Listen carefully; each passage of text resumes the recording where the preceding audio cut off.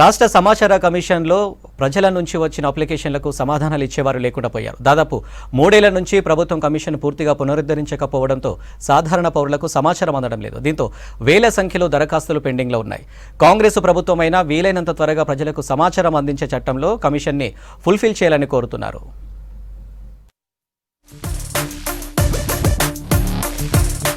అవినీతిని తగ్గించడానికి 2005లో సమాచార హక్కు చట్టం తెచ్చింది అప్పటి యూపీఏ సర్కార్.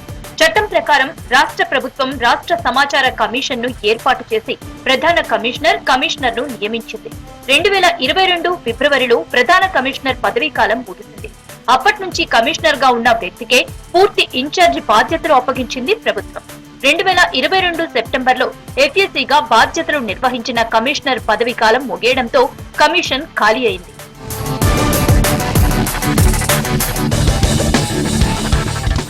ఏడాదిగా ఆర్టీఐ ప్రధాన కమిషనర్ బాధ్యతలు ఎవరికి అప్పగించకుండా ఖాళీగానే ఉంచింది బీఆర్ఎస్ సర్కార్. స్టేట్ లోని వివిధ అంశాలను పరిగణలోకి తీసుకుని ప్రభుత్వమే 5 లేదా 6 కమిషనర్లను నియమించవచ్చు. కానీ గత ఏడాది ఫిబ్రవరితో కమిషన్ గడువు ముగిసినా కూడా ఇంకా కొత్త కమిషన్ ఏర్పడలేదు. దీంతో ఆర్టీఐ ద్వారా అప్లికేషన్లు పెట్టుకున్న అనేక మందికి సరైన సమాచారం దొరకడం లేదు. పైగా చాలా డిపార్ట్మెంట్లలో జరుగుతున్న అవినీతి బయటపడడం లేదంటున్నారు పబ్లిక్. 6 వారాల లోపల మేము చేస్తామని అన్నారు. ఇంతవరకు చేయలేదు. అయితే నేను దీన్ని ఒక రిప్రజెంటేషన్ తీసుకొని సీఎం గారిని కలవడం జరిగింది. కలిసి వారికి రిప్రజెంట్ చేసినాను. ఇట్లా ఉంది, సమాచార కమిషన్ ఉన్నట్టయితే తెలంగాణ రాష్ట్రంలో సమాచార హక్కు సరిగా నడిస్తే కొద్దిగా గొప్ప అవినీతి కన్నా కానీ అడ్డుకట్ట వేయగలుగుతాము. మొత్తం అవినీతిని అడ్డుకట్ట వేయడం ఆర్టీఐ యాక్ట్తో కాదు. కాకపోతే ప్రజలకు ఎక్కడికక్కడ తాలూకా లెవెల్లో, జిల్లా లెవెల్లో సమాచారం అందుతుందని చెప్పి సీఎం గారికి చెప్తే చాలా వారి యొక్క రెస్పాన్స్ చాలా బాగుండే. తప్పకుండా నేను త్వరలోనే సమాచార కమిషనర్లను నియమిస్తాను.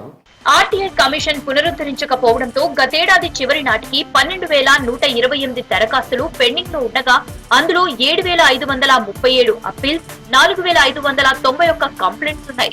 ఆర్టీఐకి రోజుకు దాదాపు 200 వరకు అప్లికేషన్లు వస్తాయి. ఈ లెక్క 2022కు ముందు కంటే అధిక సంఖ్యలో ఉంది. కొందరికి కమిషన్ నుంచి సరైన సమాచారం రాకపోవడంతో ఆర్టీఐని ఆశ్రయించడం ఎందుకులే అనుకుంటున్నారు పబ్లిక్. ఆ యొక్క చట్టంలో ఏం చెప్తుందంటే కమిషనర్ల నియామకము 3 సభ్య కమిటీ చేయాలి. అధ్యక్షులు ముఖ్యమంత్రి ఉంటారు, లీడర్ ఆఫ్ ది అపోజిషన్ ఉంటారు, ఇంకొక మంత్రి ఉంటారు. ఈ ముగ్గురు కలిసి కూర్చొని సమాచార కమిషనర్ నియామకం చేయాలి. కానీ దురదృష్టం మన రాష్ట్రం లోపల అధికార పార్టీ, అపోజిషన్ పార్టీ మధ్యలో పచ్చగడ్డి వేస్తే కాలిపోయే పరిస్థితి ఉంది. దాంతో మరి లీడర్ ఆఫ్ ది అపోజిషన్ వస్తాడా ఈ మీటింగ్కు రాడా తెలియదు. లీడర్ ఆఫ్ ది అపోజిషన్ రానట్టయితే చీఫ్ మినిస్టర్ ఇంకో మినిస్టర్ కూర్చొని దీన్ని ఫైనల్ చేయొచ్చు. ఏది ఏమైనా ఈ 1 మంత్ లోపల చేయాల్సిందే. లేనట్టయితే మళ్ళీ పార్లమెంట్ ఎలక్షన్ కోడ్ వస్తుంది, మళ్ళీ మే దాకా పోతుంది అన్నమాట. ఇప్పటికే ఆర్టీఐ కమిషనర్ ను త్వరగా నియమించాలని గత ప్రభుత్వాన్ని కోరాయి ఫోరం ఫర్ గుడ్ గవర్నెన్స్ వంటి సంస్థలు. కానీ సమాధానం రాకపోవడంతో కోర్టును ఆశ్రయించాయి. కోర్టు ఆదేశాలతో కమిషనర్ల నియామకానికి దరఖాస్తులు ఆహ్వానించింది.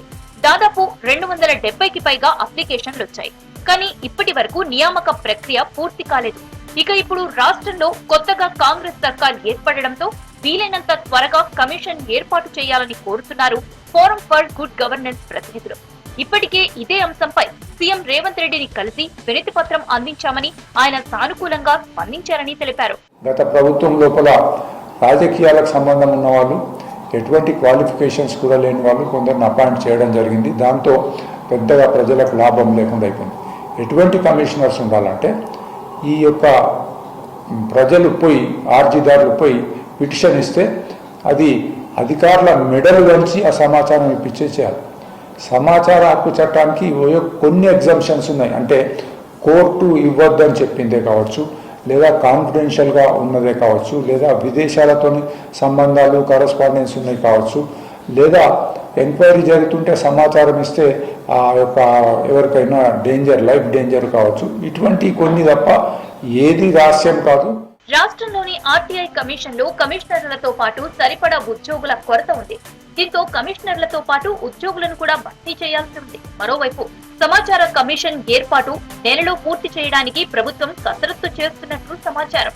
రాజకీయాలకు అతీతులైన వారిని కమిషనర్లుగా నియమించాలని కోరుతున్నారు మేధావులు.